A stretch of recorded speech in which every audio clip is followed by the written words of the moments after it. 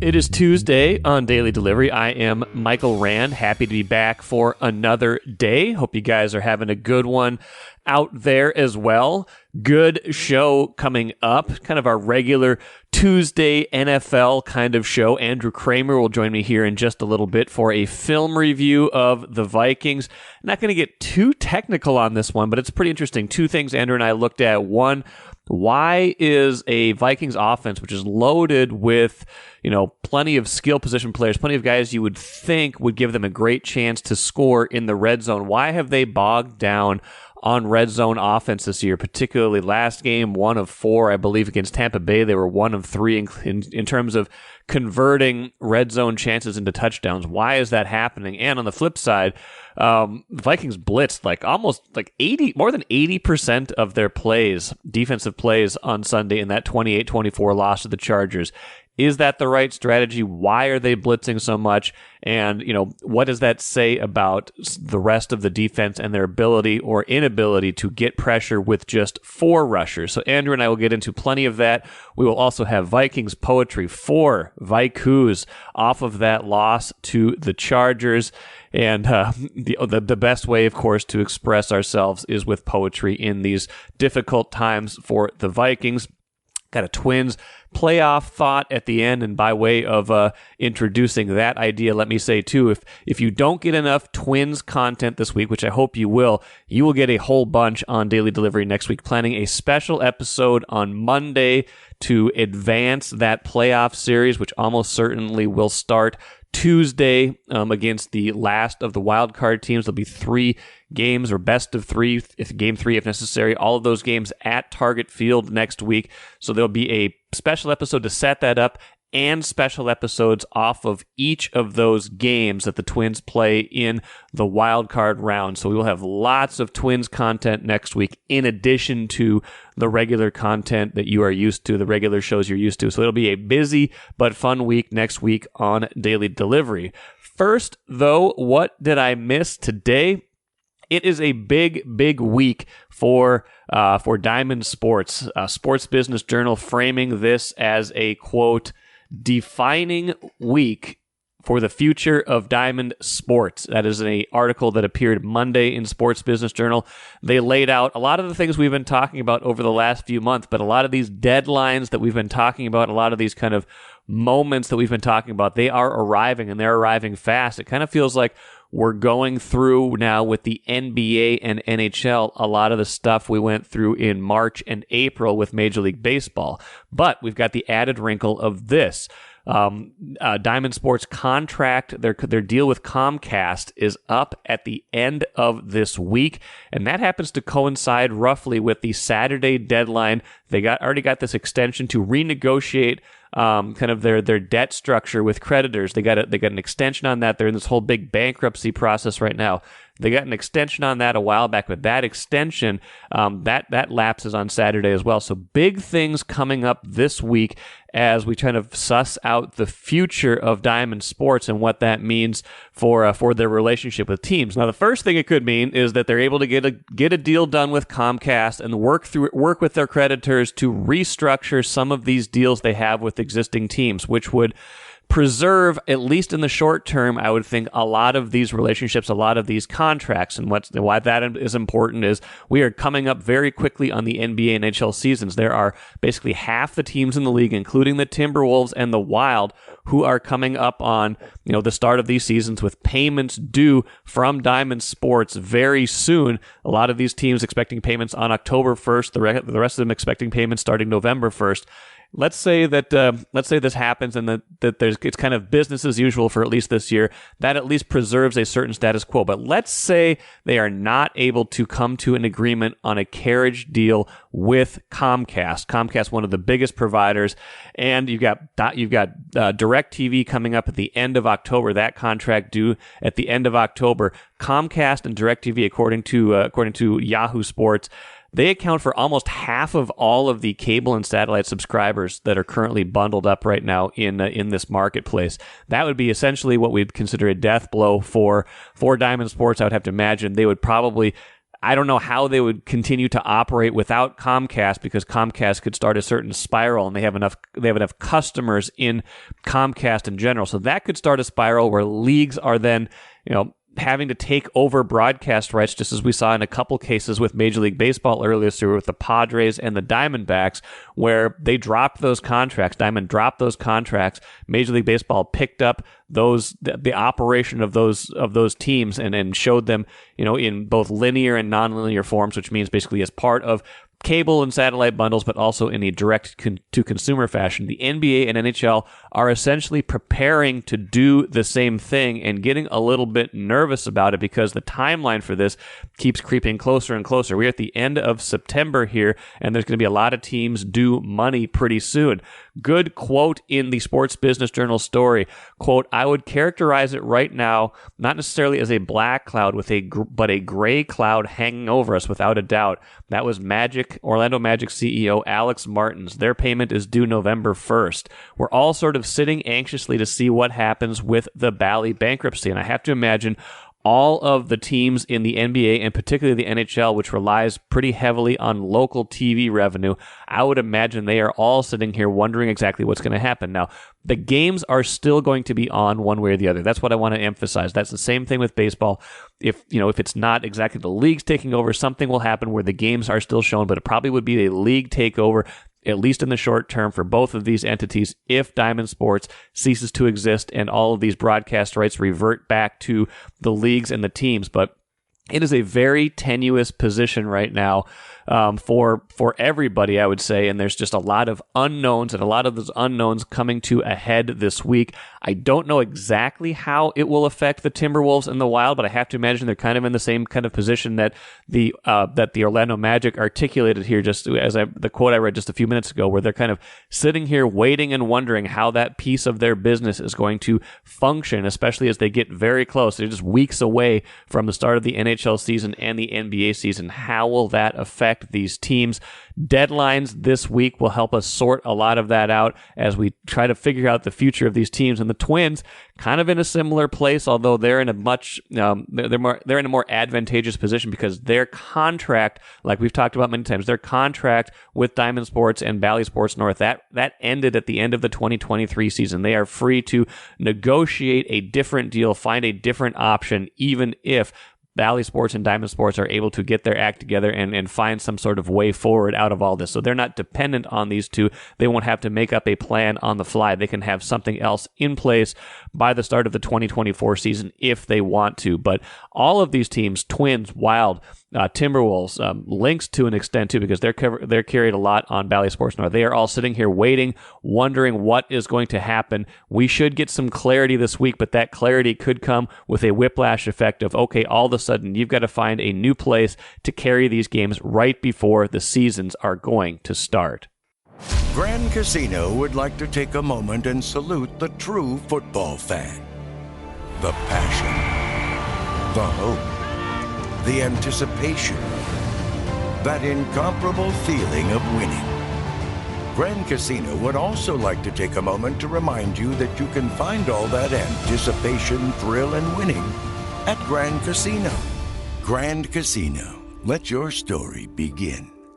Let's bring in Andrew Krammer, Vikings writer from the Star Tribune, for a little film review. Rewatch the film of that game at your own peril, everybody, because that was not pretty in some regard. I mean, the thing though, Andrew, is this, and I'm sure we'll talk about a bunch of the specifics, but like the Vikings did some good things against Sunday. It's not like every game you can't look at and say, it's not like they're getting blown out, or not like they're not doing anything right. They're just doing enough things wrong to lose these games this year, whereas last year in those thin margins, they were really doing them right. But two things stood out to us, I think, as we kind of talked through this. And the first one was the red zone offense has been pretty bad this year, especially at home. Was it 1 for 4 in touchdown percentage, including the big one at the end on Sunday, Andrew, and then 1 for 3, I think, in the opener against Tampa Bay. They've got to be able to convert those opportunities into touchdowns, at least field goals. I mean, there's been a couple turnovers down there too. Yeah, and they can't run the ball as much as they gained with the rushing attack on Sunday, which started with like 5 straight runs for 31 yards for Alexander Mattison. He finally got that going.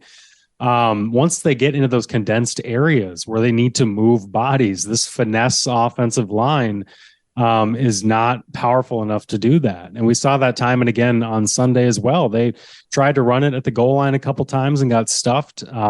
One time I thought Alexander Mattison took a curious path where he kind of angled the run inside a bit too quickly and might have had some room if he had bounced it outside.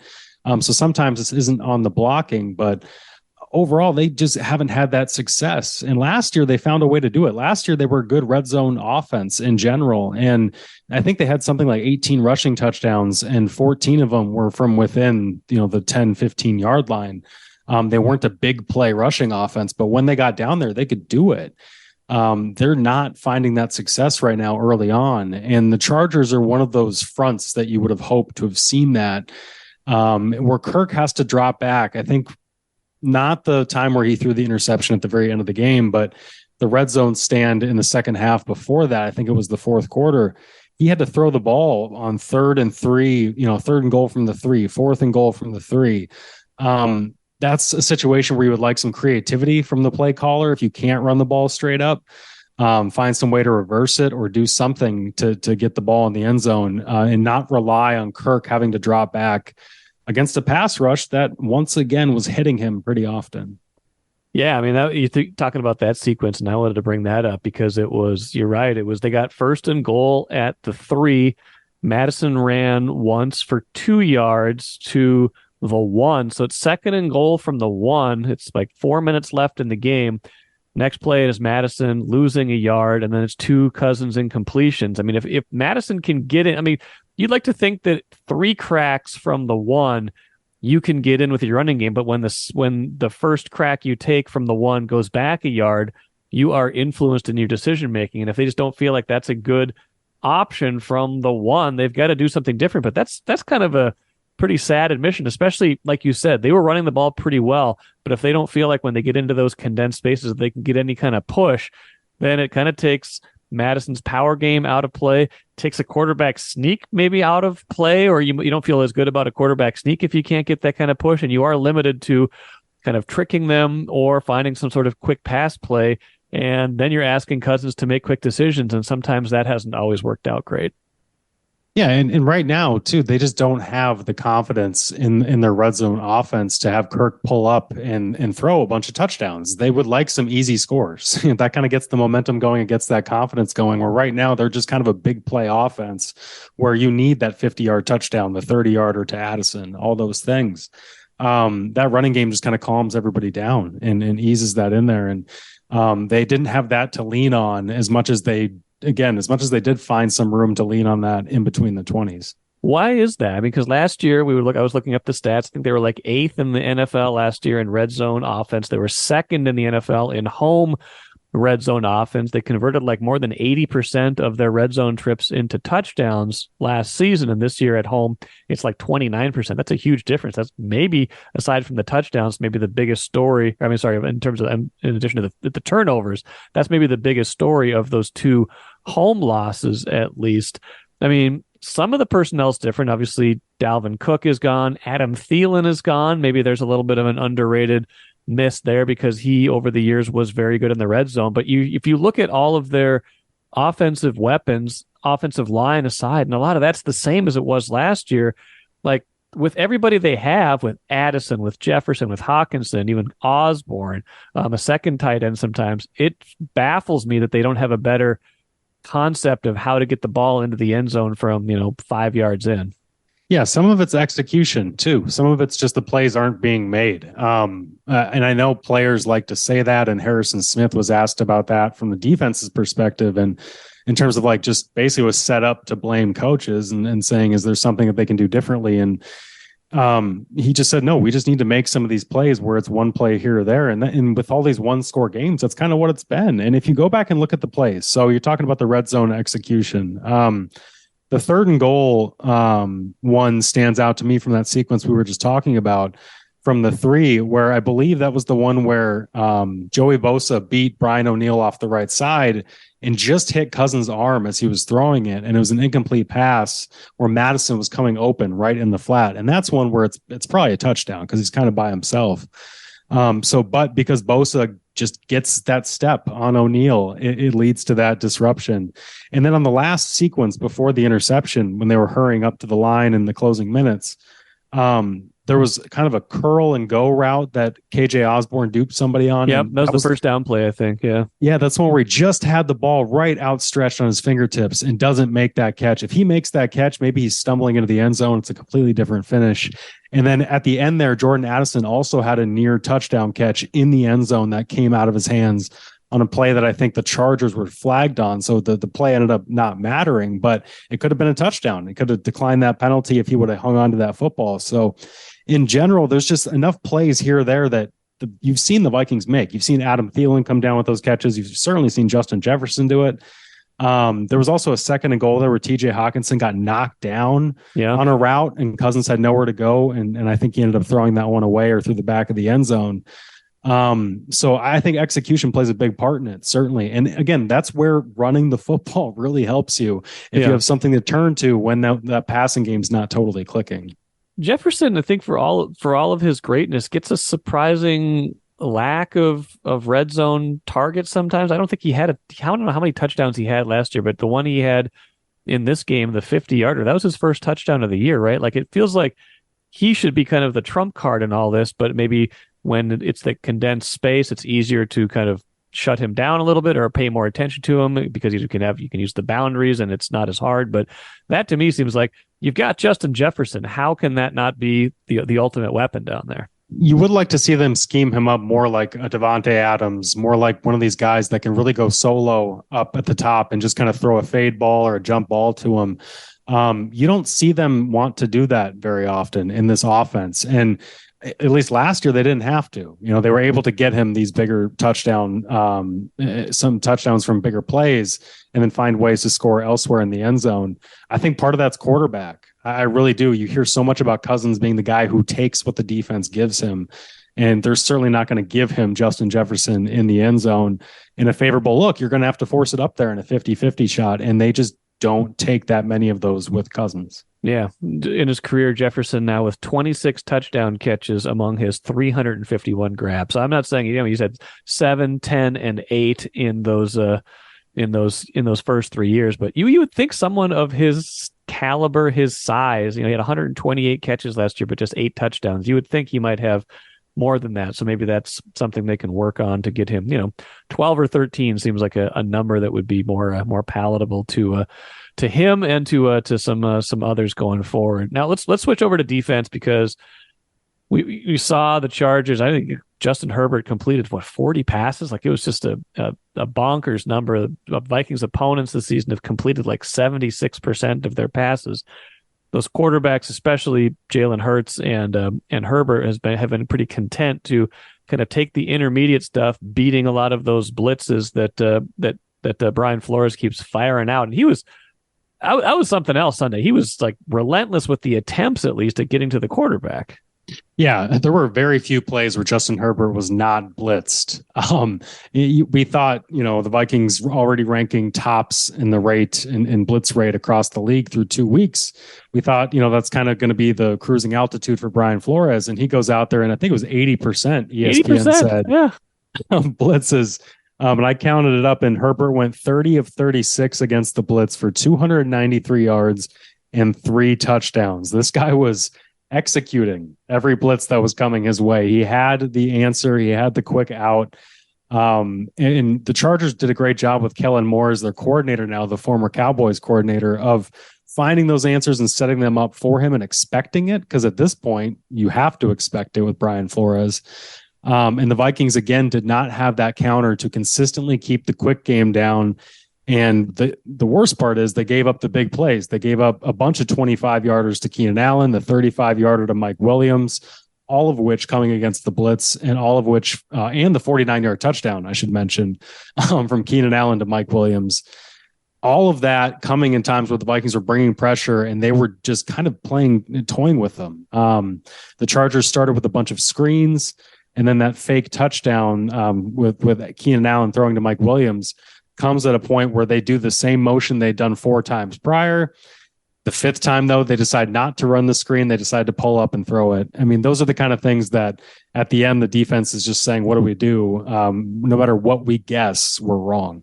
The comical thing on that Keenan Allen touchdown pass is that there were 2 wide receivers that were completely wide open. Like, he could have taken his pick on either of 2 guys that were clear by at least 10 yards. And so that just shows you an aggressive defense can be had in a certain way. A lot of it was 10 and 12 yard stuff, but a lot of it, I mean, those moved the chains all the same. It led to 28 points, well over 400 yards, and another Vikings loss. Now, I think the questions we need to ask are, are these blitzes effective? Like, if this is happening, does Flores need to recalibrate what he's doing?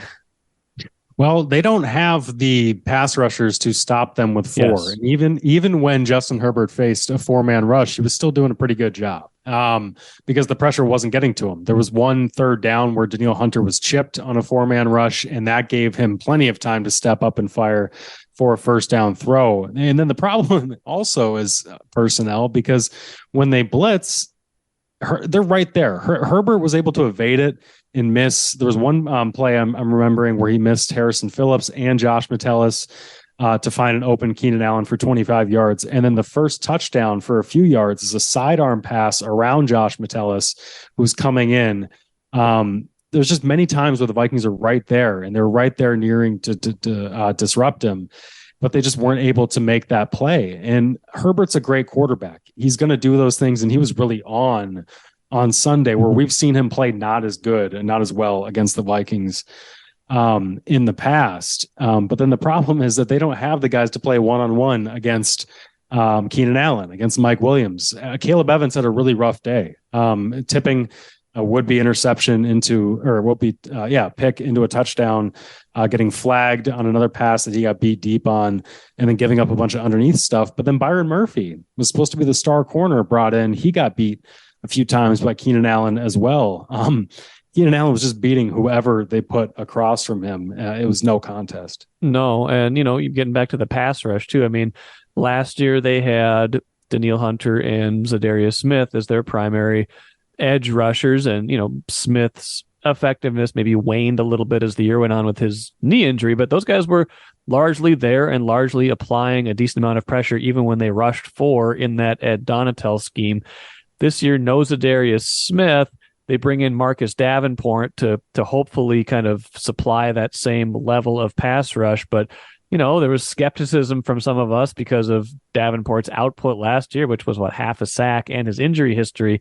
He's barely been on the field this year. He's had that ankle problem.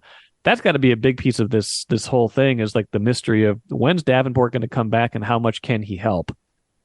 Yeah, Kevin O'Connell brought him up when he was asked about, do you have the personnel? Is blitzing basically a product of, what you want to do, or is it because you don't have the guys to get there with 4? And O'Connell basically said, yeah, we really need Marcus Davenport back.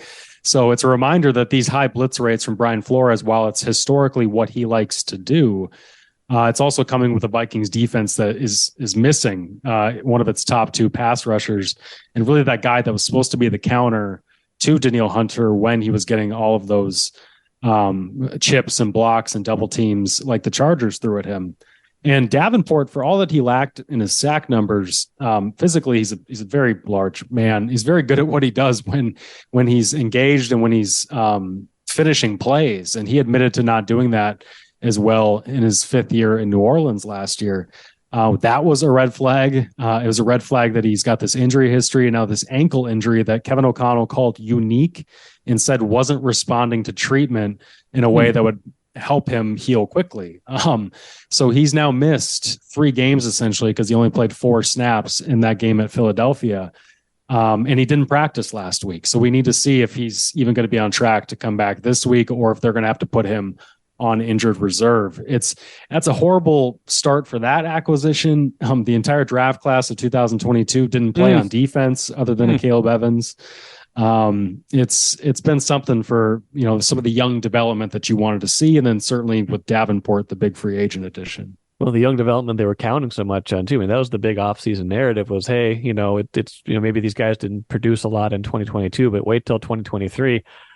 We waited till 2023. Ain't happening so far. You mentioned a unique injury. The Vikings keep finding unique ways to injure themselves this year on the field. 0-3, all of them one-score games. I mean, this is not a film study review kind of question. Maybe we can end with this. Like, the psyche of this team has got to be taken a hit at a certain point. They know they're 0-3. Everything went right last year. Nothing's gone right this year. Like, where do they go from here at this point? Like, how do they kind of feel good about themselves, especially when 2 of the next 4 are against Kansas City and San Francisco? Like, really good teams. Yeah, I do think that gets lost too when we analyze these things and we talk about the numbers and the plays and all that. But just seeing the kind of pain and anguish on some of these guys' faces after each of these losses, because they've all been pretty close and it have hit different position groups and different sides of the ball differently. But you could tell the offensive line and the running backs like Madison and all them, they really wanted to prove a point in this game and thought that they had got something going. And to get shut down at the goal line as often as they did, this does kind of undercut a lot of the wind beneath their sails and kind of the momentum they had going into this year. And I felt like Sunday was that kind of angry response game, at least from those position groups I was talking about, because they start off with those 5 runs and those 30 yards, and it looked like they were really trying to go out there and put a different foot forward. But the same result happens, and guys just don't have much response, in terms of answers or, when you talk about how do you keep losing these close games, there's only so many things you can point to. And again, same results Sunday with the 2 fumbles or, a defense buckling at the wrong time. I think it's going to wear on this team. And this is a young team too. Its leaders are few and far between from Harrison Smith and Kirk to Jordan Hicks. This is a young team that kind of needs that momentum, I think, more than a veteran team might. As Mike Zimmer might say, other than that, it's been great. Andrew, appreciate it as always. We'll see how they do next week in Carolina. I mean, is that two 0-3 teams? I mean, it is. Already got the battle of 0-2s. Now we get the battle of 0-3s. Adam Thielen already called that it's going to be like a playoff type game, the former Vikings receiver said, because they're both fighting to save their seasons. So, tune in. We'll see. Thanks, Andrew. Thanks, Mike. Just an addendum to that conversation with Andrew Krammer. I thought Kevin O'Connell was very interesting in his Monday press conference, kind of digesting everything that happened on Sunday, kind of taking a global look at this team, calling it a big test, talking a lot about ball security. He had some interesting things to say about ball security. I might hang on to some of that audio for later in the week because I thought it was important. It might fit better into kind of leading into next week's game against Carolina. But you can tell that he is beyond annoyed right now at what's going on with this team, about what is happening on the field and all the little things that are happening that they weren't doing last year. So interesting times for the Vikings and head coach Kevin O'Connell. It's poetry time. Vikus on Daily Delivery are spicier, I think, when they lose. Last year, we barely had an opportunity to really realize that. But my goodness, Keith, we have had a lot of chances already for some spicy haikus, Vikus, if you will. I'm told you have some poetry for me today. Yes, I do. Well, let's dive right into the first one, off of that 28-24 loss to the Chargers. Haiku number 1. It is strange to see political statements from FL team.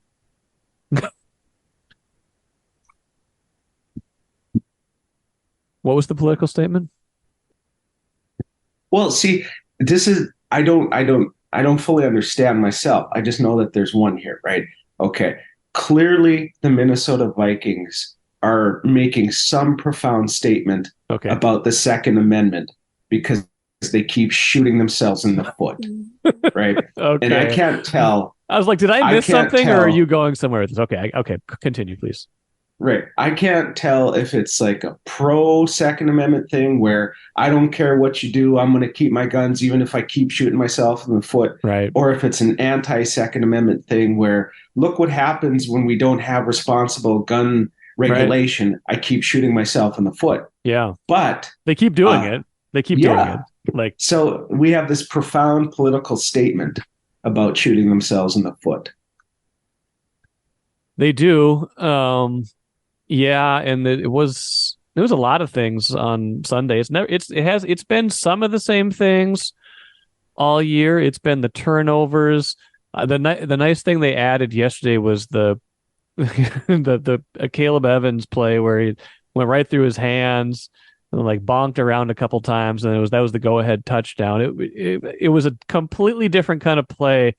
But it reminded me of that stupid play from the 90s where Ed McCaffrey caught that ball after like two Vikings defenders collided in the end zone. They like either one of them could have intercepted it, and instead it like bounced off of both of them, and it went for a touchdown in the closing seconds. You remember that game? I think we might have been watching that game together. He did what? Al Michaels bellowing. He did what? Yeah. Yeah, I remember that stupid game. I remember that game. Well, that gets into the another haiku that I think. Okay, good. All right. I figured it might. Season of whimsy is nothing but memories. A season of poop. Season of poop. I mean, so far, that's as good a description as I can find for it. It's not been good, and I think here's the thing. I think some of us like kind of saw this coming, but then it's still surprising when you see it happen, right? Because it's like everything went so well for them last year. Like in the back of your mind, it's like, well, maybe Kevin O'Connell is made out of magic, or like something about this is just going to be a charmed kind of existence as long as this kind of combination is in place. And then it's like, nope, it's just right back to what they were doing in 2021 and 2020, and skipped a little bit of 2019, but a lot of 2018 and a lot of 2016 and so on and so forth. That it's just a lot of those close games in the end, they just don't have it, and it's not been a good season so far. Well, the not to get too philosophical here, but the universe does seem to tend to balance itself out now, doesn't it? Yes. Right. And so after that season of whimsy, as we declared it last year, we're feeling the opposite effects. And so you got a ball bouncing off a defensive back's hands. You got an inability to get the ball in the end zone when you need it. We'll talk about the fourth quarter in just a minute here. There might be another haiku about all that. Right. And so, but none of the breaks are going their way. And, it's the flip side of what we got to experience last year. And last year we talked week after week. We better enjoy this, right? Because this is ridiculous. This doesn't happen. This is not the way it goes. And this season feels like just the complete opposite, right? It's like it cannot always be this bad, can it? No. It cannot always be this horrible, right? And so we're in this weird cycle where it's all of one and then all of the other, it feels like. Which is funny because I asked Cousins about that last week. I was like, everything went your way last year, not so far this year. He's like, well, we like to think that last year kind of was the antidote to everything else that had already happened. That got us back to square. And so I think we're going to be okay from now on. And apparently that was not the case Sunday. What's your third Vaiku? Who shoulders the blame? Kirk and O'Connell tell us. Look to yourself, fan. It's the fans' fault? What did the fans do? Well, so there was a lot of conversation afterwards about how there was too much noise. Right. Yep. And they couldn't communicate and these dying seconds. So that's why they had to bleed 22 seconds off the clock while they're fighting for their life after getting a miracle fourth down to potentially win this game. That somehow there was some blame to be had by the fans because it was so loud in this. Certainly, they could not accept all of the blame for themselves for and not having enough sense to just clock the ball in the first place, which, by the way, I think is utterly cowardly. I think it is a symptom of a larger problem with this team and with this quarterback and how the philosophy is, right? You have a player who many consider the second best player in the NFL, right? In Justin Jefferson, right? You've got the highest paid tight end in the league. You've got an exciting rookie wide receiver that everybody's excited about. You've got a running back who is having a really nice bounce back game and who is at least competent, right? You've got a third receiver who's done some things for you in the past. All of your best players are on offense, right? Yes. But in your effort to rush to the line and catch the other team off guard, right? Everything gets muddled and messed up in that moment. But instead of trusting your best players, right, including the one that everybody says is the second best player on the team or in the league, who had 150 yards and a touchdown and another amazing game, right? You want to rush up and catch these other guys off guard and somehow trick them instead of trusting. Too cute. Yes, instead of trusting the personnel that you have, and you have a quarterback who had played a very nice game to that point, right? And kind of seems to have this pattern where he has a way of playing very nice games to a certain point, and then things break down. But instead of trusting those players, like you said, they're trying to get a little too cute, and then they end up, again, shooting themselves in the foot in a way that demonstrates that perhaps they don't have enough of that type of swagger or confidence in who they are and what they do that the really good teams actually have. If you believe in your personnel, clock the stupid ball. Don't worry about what the other team is doing. Do what you want to do. Yes. Right? Do what you do best with the best wide receiver in the league, with a quarterback who's playing well, with all these other players. And so it just drives me nuts that there was any suggestion whatsoever that somehow the fans had something to do with the miscommunication when they shouldn't have been doing it in that way in the first place. Trust who you have instead of this gimmicky, useless nonsense that ends up blowing up in your face and with the worst possible outcome. Yeah, I mean, I wanted them to run another play, but preferably not at 12 seconds. I didn't want them to clock the ball there just because I felt like that would give away a down that they didn't necessarily have to give away in that moment.